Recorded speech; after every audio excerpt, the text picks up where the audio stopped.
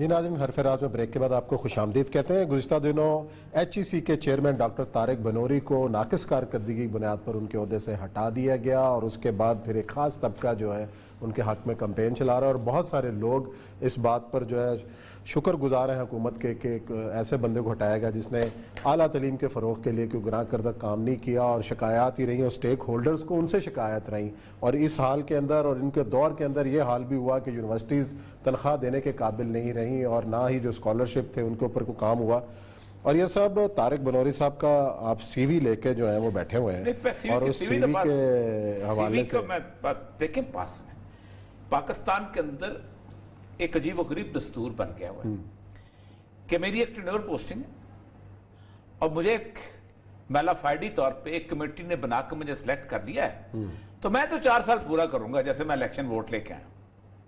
یعنی اگر اوریا مقبول جان جو ہے نہ PhD ہے نہ کچھ اور چیز ہے، میں نے ایک committee vice chancellor Balochistan university کا لگاتی ہے کیونکہ میں نے 5 سال وہاں پڑھایا ہے، تو میں تو رہوں گا۔ صحیح ہے، بے شک مجھے الف بے نہ آتی ہو اس کی، کیونکہ اس نے 5 سال پڑھا۔ اب طارق بنوری صاحب کی میں 2 چیزوں کے اوپر آج ہم نے طارق بنوری صاحب کو بلایا تھا کہ تشریف لائیں، جواب دیں، جواب دیں، کیونکہ انہوں نے ہود بھائی صاحب کے ساتھ بیٹھ کے نا ایک یہ تو ہود بھائی سے کیا تعلق ہے طارق بنوری صاحب کا؟ کیا مسئلہ ہوتا پتا کہ سینڈ بیگ منگایا تھا نا، مجھے اس سے فون کیا، فون تو چھوڑیں اپنی کریڈینشل۔ ہود بھائی صاحب ان کے طارق بنوری صاحب کی یہ پورے کا پورا سی وی میرے سامنے ہے۔ اس سی وی میں ان کی انٹرنیشنل پبلیکیشن 4 ہیں، صرف 4 انٹرنیشنل، باقی سب جو ہے نا کنٹریبیوشن ٹو آفیشل پریزنٹیشن فلانا فلانا، یہ ہم نے عمر پر زندگی کیا، ہم بھی یونیورسٹی میں پڑھاتے رہے ہیں، ہم بھی اس کے اسسٹنٹ پروفیسر کے لیے ہم نے کمپیٹ کرنے کے لیے کیا تھا، پھر سروس میں آ گیا۔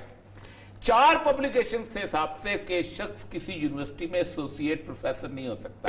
اچھا، ہوا کیا؟ جس زمانے میں ان کو HEC کا بنایا گیا تھا اس زمانے میں وائس چانسلر کو سلیکٹ کرنے کے لیے ایک کمیٹی بنائی گئی، وائس چانسلرز کمیٹی نہیں وائس چانسلرز کو سلیکٹ کرنے کے لیے۔ اچھا، عثمان صاحب آپ اگر کوئی پروڈیوسر رکھنے لگیں گے تو آپ کیا کریں گے؟ کوئی ہائر لیول کا پروڈیوسر منگائیں گے، کوئی ٹیکنیکل آدمی بلائیں گے انٹرویو دینے کے لیے، کوئی ایسا بندہ جس کو پتا ہو علم کیا ہوتا ہے۔ اس کمیٹی کا سربراہ ہے نمبر 1 بابر علی صاحب، ان کی کنٹریبیوشن جو ہے کوئی سرمایہ دار ہیں، پیکجز کھولی ہوئی ہے، فلاں کھولا ہوا ہے، بڑے سرمایہ دار، بہت بڑے سرمایہ دار، اور ساتھ ان کو شوق آیا کہ میری پورے اس کام کے لیے انہوں نے رزاق دوست مل کے ان کا ایک MBA کا ایک سکول کھول دیا جائے، تو انہوں نے 1986-87 کے اندر ایک چھوٹا سا Lahore school of management sciences کھول دیا۔ پھر اس کے بعد اس کو بڑھاتے گئے اور اس کے ساتھ ساتھ ہمیں پتا ہے کہ پاکستان گورنمنٹ کی ایڈ کتنی ہے اور US ایڈ کتنی ہے اور باقی کتنی ہے، سب کو پتا ہے، اور کیا وہ کر رہا ہے۔ ابھی ریسنٹلی میں نے کالم لکھا ہے کہ اس یونیورسٹی سے 25 مارچ کو جس دن پاکستان کے خلاف اس نے اعلان کیا تھا اپنا مجیب الرحمان نے ان آزادی کا اور ڈیکلیریشن، اس دن انہوں نے کانفرنس بلائی تھی خاص طور پہ 23 سے 25 تک، جس کو پھر بعد میں بہت پریشر پڑا تھا واپس، صرف یہ ثابت کرنے کے لیے، اور ان کے منہ پہ تھپڑ اس بات پہ پڑا تھا کہ اس کے خلاف مودی کے آنے کے خلاف پورے بنگلہ دیش میں مظاہرے شروع ہو گئے تھے۔ اور مجھے دکھ پتا کہ اس بات کا ہوتا ہے کہ کانفرنس کا جو بلانے والا تھا میرے بہت پیارے دوست تعلق قاسمی کا بیٹا ہے، اوکے، بابر علی صاحب، پہلے تو کیا کام ہے ان کا؟ آپ یونیورسٹی کی ایک تمام یونیورسٹیز کے اوپر ایک بندہ سلیکٹ کر رہے ہیں، کوئی PhD ہے، کچھ ہے۔ دوسرا بندہ کون ہے؟ محترمہ شہناز وزیر علی۔ اچھا، اب شہناز وزیر علی صاحب کیا ہیں، کریڈینشلز کیا ہیں؟ ایک ایڈوائزر، کبھی کچھ، جب بھی کوئی گورنمنٹ اس قسم کی آتی ہے جو US بیسڈ ہوتی ہے، ٹیکنوکریٹ بھی نہیں بنتی بھائی، ٹیکنوکریٹ وہ ہوتا ہے جس کے پیچھے کوئی کوالیفیکیشن ہو۔ ایک آپ UNDP کے آگے اس کے سروس کے اندر چلی جا رہے، آپ یونیورسٹی کے حساب سے کیا کنٹریبیوشن۔ اچھا، اور کون ہے اس کے بعد آتے ہیں ایک فیصل باری صاحب ہیں، he is associate professor of law, professor بھی نہیں ہے، ایسوسیٹ ہے۔ نہیں، یہ ایسی ہے کہ آپ کی جو میری جو اسسٹنٹ پروڈیوسر ہے میرا، وہ آپ کا انٹرویو لینے کے لیے آ رہے ہیں۔ اچھا، اچھا، اس کے بعد ثانیہ نشتر صاحبہ۔ اچھا، اب ثانیہ نشتر صاحبہ جو ہیں وہ، میں ہیلتھ میں جوائنٹ سیکرٹری تھا، یہ کارڈیالوجسٹ ہوتی تھی۔ ٹھیک ہے، اب میں نہیں، بس اس وقت ان کے خامد جو تھے بہت بڑی NGO رن کرتے تھے، ایک زبردست۔ اچھا، یہ ٹوٹل کمیٹی ہے؟ ایک فیڈرل سیکرٹری ایجوکیشن، میں بیوروکریٹ کو جانتا ہوں، جتنا ان کا مبلغ علم ہوتا ہے نا، وہ جس وقت امتحان سیاست کے پاس کرتے ہیں، مجھے یہ بتائیے یہ 5 لوگ جو ہیں بیٹھ کے کیا کسی شخص کی کریڈینشلز کو بنا سکتے ہیں، ثابت کر سکتے ہیں؟ نہیں۔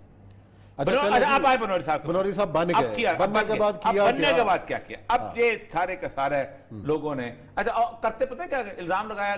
طاہر رحمان صاحب نے ایک آرٹیکل لکھ دیا، اب اس کے الزام لگا رہے ہیں. اب طاہر رحمان بہت کنٹریبیوٹ، بہت بڑا نام ہے. HEC کو بنانے والے وہ مشرف آپ بتا رہے ہیں طاہر رحمان صاحب کے ساتھ میری ذاتی ایک لیول کی لڑائی یہ ہوئی تھی کہ وہ یہ لکشمی چوک ہے نا، یہ ان کی لکشمی مینشن، میں DGR کالج ہی تھا، تو میں وہ اس کو گرا کے نا پلازا بنانا چاہتے تھے، تو میں نے انکار کیا تھا کہ طاہر رحمان صاحب. اب میرے پرویز اللہ صاحب نے وہ یہ کہا کہ بنا لو، تو پرویز اللہ صاحب نے مجھے کہا کہ انہوں نے 40 بلڈنگ بنا دے. میں کہا نہیں 3 بلڈنگ ہو سکتا ہے، نہیں انہوں نے 3 بنا دے. میں کہا نہیں ہوتا بھائی یہ. تو انہوں نے بڑے کمال تعامل سے. اچھا کمال یہ ہے کہ انہوں نے آرٹیکل لکھا. اب انہوں نے کہا جی سر میں اس کے طاہر رحمان کے لیے مجھے فون آتے تھے کہ اس بندے کو روکو. انہوں نے کہا ہے کہ گزشتہ 3 سالوں میں 8000 فورن اسکالرشپ تھے جن کو انہوں نے بند کر دیا. 50 ارب روپیز، 50 ارب روپے کا نقصان. اچھا ٹوٹل فنڈنگ جو تھی یونیورسٹیز کی روک تھی. PhD اسکالرشپ جاتے باہر، اب کہا نہیں لوکل اس کو کرو تاکہ وہ یہاں کا اس کو کوالٹی کو سارا کچھ. اچھا جب آپ نے یہ روک دیے یہ 3000 اسکالرشپ، 3 سال کے اندر آپ اندازہ کریں 50 نئی یونیورسٹیاں بنی. بندہ کہاں سے آئے گا؟ اس کا مطلب کہ آپ نے اور زیادہ خراب کر دیا. یعنی بندہ جب PhD نہیں بنیں گے، اسکالرشپ بھی آپ نے روک لیے، پڑھے لکھے لوگ جو ہوتے ہیں نا جیسے نہیں وہ غریب. اچھا پھر کس بیس کے اوپر کو بعض لوگ ان کی حمایت کر رہے ہیں؟ اب کون لوگ ہیں وہ؟ کل میں نے اس کا حزبہ کا انٹرویو سنا. حزبہ میں بتایا کہ جی میں نا یونیورسٹی مجھے کہا تھا پرائیویٹ پبلک پارٹنرشپ کرو، تو یونیورسٹیوں کی زمینوں پہ لا قبضہ کرنے. او بھائی تمہیں کس لیے بٹھایا ہوا ہے؟ زمینوں پہ قبضہ تم نہ کر رہے دو. اے جی وہ پتہ ہے کیسے وہ سکھوں والی بات کہ جی وہ ہوگا یہ کہ جی ہم سے کالج بنا رہے ہیں، تو کالج بنانے کے بعد 7 جو گاؤں ہے نا وہاں کے لوگ جو ہیں وہ آ کے نا کالج پہ حملہ کریں گے. وہ گنے کیونکہ ہمارے لڑکے جو ہیں گنا کے کھیت میں سے گنے لیں، ٹھیک ہے، تو وہ آئیں گے تو انہوں نے کہا پہلے ان کے کھیت والوں کو تو ٹھیک کر لیں، وہ ڈنڈے لے کے ادھر چلے گئے. یعنی آپ ہی کسٹوڈین ہو. وہ اتنی عجیب و غریب منطق. اب مسئلہ سارا جائے سر یہ بات ون سالٹ طے ہونی چاہیے اور سپریم کورٹ میں بھی طے ہونی چاہیے کہ اگر ایک غلط اپائنٹمنٹ ہوئی ہے، اس کے کریڈینشل نہیں ہیں، تو سپریم کورٹ کو پہلی بات تو یہ ہے کہ ایک تو یہ ہے کہ پرانے واپس کرنے. جن لوگوں نے اپائنٹمنٹ کیا ان کو کٹر لانا چاہیے کہ آپ نے کس بنیاد پہ اپائنٹمنٹ کی. 5 تم لوگوں کو الگ بے نہیں پتا تعلیم کی. تم نہ PhD ہو، تم نہ MA ہو، تم نہ کچھ اور چیز ہو، تم نہ انٹرنیشنل پبلیکیشن کو وے کر سکتے ہو کہ کون سا جرنل ایسا ہے. آج کل تو مسئلہ یہ ہے کہ چیکوسلوواکیہ میں جرنل چھپے ہوتے ہیں، اس سے چھپ کے آپ کر لیتے ہیں.